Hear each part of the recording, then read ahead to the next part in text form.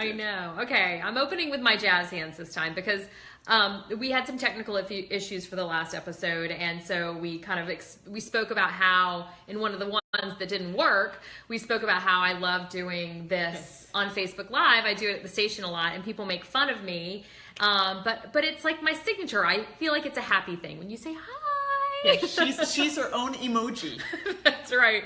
It goes back to my cheerleading days. I know it's hard to imagine that I was a cheerleader, but I was a cheerleader. And that's funny that we're talking about that because today's episode is about confidence. And I think so many people struggle with confidence. Yeah, it's the biggest thing I see. And people even look at me and they say, oh, she must be so confident. Mm-hmm. You know, she must have such high self-esteem or really feel good about herself. And I have moments, but I also have moments where I am not confident at all. Mm-hmm. And so I think a lot of people struggle with this, Yeah, and I think that's really what we want to share today is what does that journey look like and how do you become more confident? Because I have to say, Suzanne, you're one of the most confident people I know, and it's my favorite thing about you. And that's really what it's about, what we opened today, and you said with your hands, embracing who you are, right? Yeah. So now, today, you're able to say, people make fun of it, but it's my signature. That's right. Being able to say, this is what I do, and this is who I am. And so you are, for the most part, very confident. It's been a journey. There have been many times that you've struggled. And that's what I'd like to share with people is what our journeys have been and some tips on how they can feel more confident. And I think it does get easier as you get older. And I hate to say that, just you have to wait with age, but honestly, it has been a struggle, because especially in the business that I'm in, you're constantly told this is the way you have to be, or this is the way you have to act. Mm-hmm. And, I always wanted to be Suzanne, whatever that looked like. Right. I've always really thought that no matter what, you need to be real. Mm-hmm. You need to be authentic. In this day and age, when so many people are putting out stuff that's not real and it's not who they really are. Right. I think there's something really special about just being who you are. And what I love what you're saying right now, because I think it is the crux of why people from 18, 16, all the way to 50 struggle with self-esteem and confidence is because they're going by someone else's standard. Yes. Someone else's idea of who you should be, how you should dress, what you should look like, how you should talk. I know for me, in my 20s, I was in so much pain over the fact that I wasn't one of the demure girls, that I didn't talk with a whisper, that I wasn't soft and I wasn't delicate. I wasn't a delicate flower. I'm loud. I talk with my hands. I'm outgoing. And I hated it. And I wanted to be that girl. And the turning point for me was saying to myself, but I'm not that girl. No. I'm never going to be the salad and a water chick. Mm-hmm. I eat. When I go to dinner, I eat, right? So I'm never going to be that dainty girl. But falling in love with who I am and saying, but being loud isn't bad because I can hang out with the guys at the football game and I can make jokes. And yes, I talk with my hands because I'm excited and I'm animated. And I've now found people who value that. Yeah. Now that I've owned who I am, then the people show up that say, I love your animated faces. It's so true because you really do start to attract the people that love you for who you are. Yes. Instead of the people that just love you for who you're pretending to be. Exactly. Well, how can you love somebody for who they're pretending to be? You don't feel safe with them because they're never anything specific. They're kind of all over the map. Yeah. So what kind of tools do you tell people? Because I know you have clients that come in and struggle with self-esteem issues. Like what tools do you give them? I mean, what can someone do if they're not feeling confident? Well, so I think the first thing that's so hard, and I have young people in my world, so I see this often, at 18, 19, 20, you don't know who you are. Yeah. So that's the first thing. Figure out who you are. Are you the loud one? Do you talk with your hands? Are you quiet? Are you demure? Do you do salad and water? Or do you love to eat everything that's not nailed down? Like, figure out who you are. What makes you tick? And even write it out. I love when we write out our positive and negative traits as we see them as positive and negative traits, and then working on embracing those every day, adding things to that list every day. So just starting with who I am, even just taking a piece of paper or your refrigerator or a whiteboard, who am I? And every day that you discover something, wow, you know what? I'm very thoughtful. I just realized that today when I gave my neighbor a gift because they lost somebody that was special to them.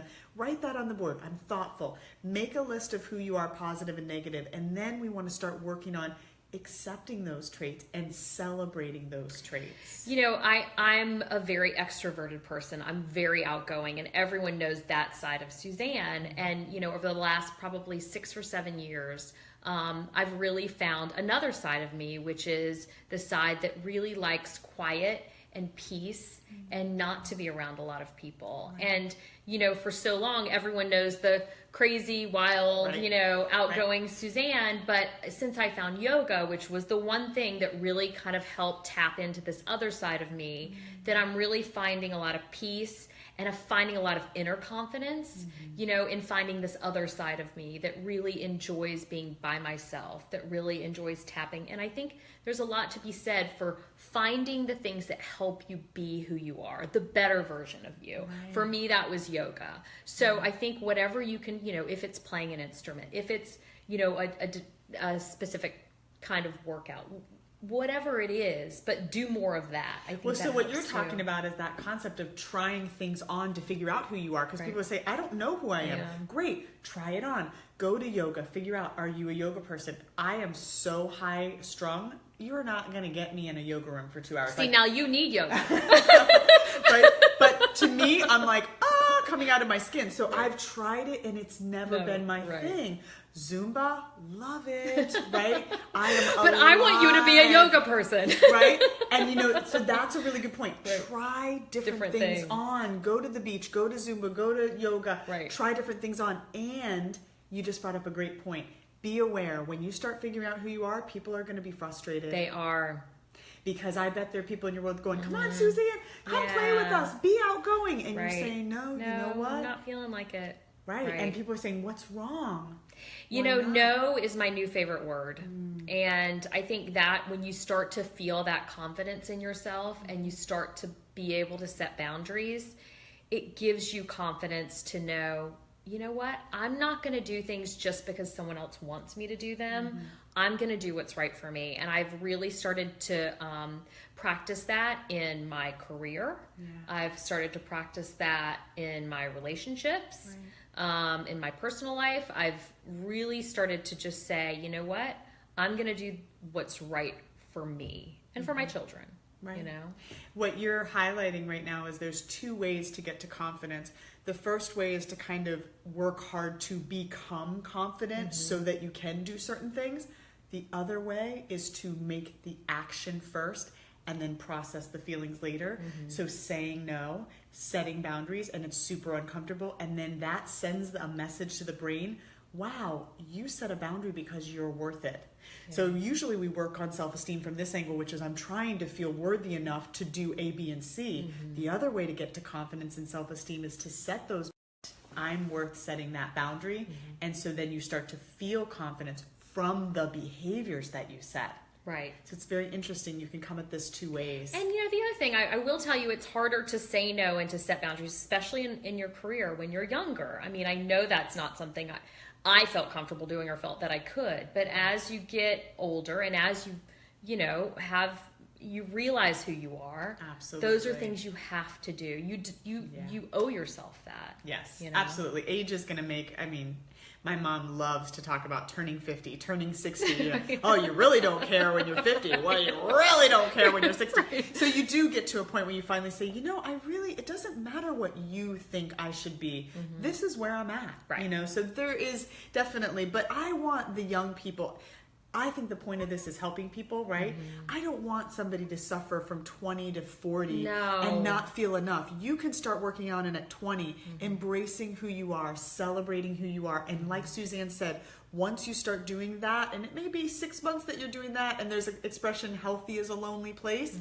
You may not have a lot of people in your world for 6 months, but once you really embrace who you are, all of a sudden your people will show up. Yeah. Your people will be attracted to you. They will see who you are. They will be drawn to that, and you will build that village of people. But doing it the other way, where you're trying to get people to like you by being who they are, it's not real anyway. No, it's not real. All right, any other tools that you can give people, or? I'm just always a big believer in affirmations. Your brain is a computer. It's not that complicated. If you tell it every day that you are ugly, you are going to feel ugly. So, you know, I was at a dorm recently, a college dorm, and I went to the bathroom to wash my hands, and it said on the mirror, "You're beautiful." You know, so that really works. Telling yourself, affirming. When you get up in the morning, when you're not polished and your makeup's not done and your hair's not done, look in the mirror and tell yourself you're beautiful inside and out. Pick your favorite body part. Focus on what you love about yourself. Do that every day. The computer will agree with you at some point, and you will feel what you've been saying. You know, I use an affirmation not only at the end of every journal entry. So I journal a lot because it really helps me. Yes. And at the end of every journal entry, I tell myself, I am brave. Yeah. And I think that, you know, just coming up with a phrase like that, really, it just, you know, it really reminds yourself every single day, like, I can do this. Right. You know, and you can pick whatever you want. I am brave. I am love. I am beautiful. Just do something that you struggle with. You know, I struggle with being brave sometimes, so I needed to say I am brave. No, that's perfect. And anthem songs. I mean, people really love music. The power of music. I love Pick music. your anthem song that really talks about your courage or your bravery or, you know, being a beautiful person. Whatever your anthem is, and play it every day. Yeah. You know, definitely. All right. Well, don't forget to leave us your comments. Let us know what you think of our episodes. And if you have something that you're struggling with in your life and you want Shannon and I to talk about it, please, please, please let us know. Leave us your comments. We are definitely really open to feedback. So thank you all for watching. And we're going to try to do these at least once a week. Absolutely. We're making a commitment to you and to ourselves in front of everyone. Yes. If we can just get through these technical issues. All right, guys, have a great day, and we'll see you back here soon. Be well.